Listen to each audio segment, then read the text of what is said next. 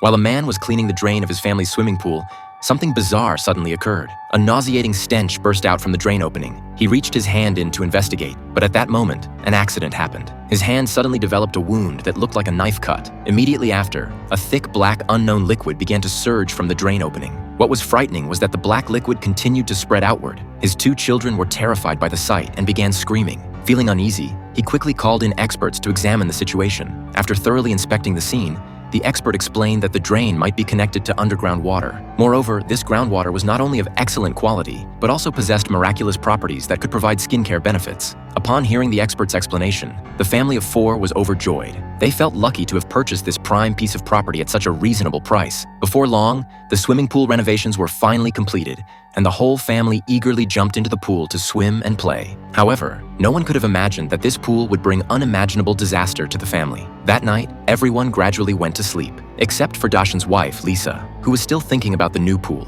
Without hesitation, she jumped back in and swam joyfully. As she was preparing to swim her final lap, she suddenly glimpsed the silhouette of her husband standing at the edge of the pool. But when she surfaced and looked carefully, she found no one around. Just as she was wondering if her eyes were playing tricks on her, the surrounding lights began to flicker on and off. She panicked completely and swam desperately to the edge as fast as she could. But by then, the lights had returned to normal. She immediately returned to the bedroom and asked her husband Dashan, who was lying in bed, if he had been to the pool. Dashan's answer left Lisa utterly perplexed. He said he hadn't been there and had actually already been asleep in bed.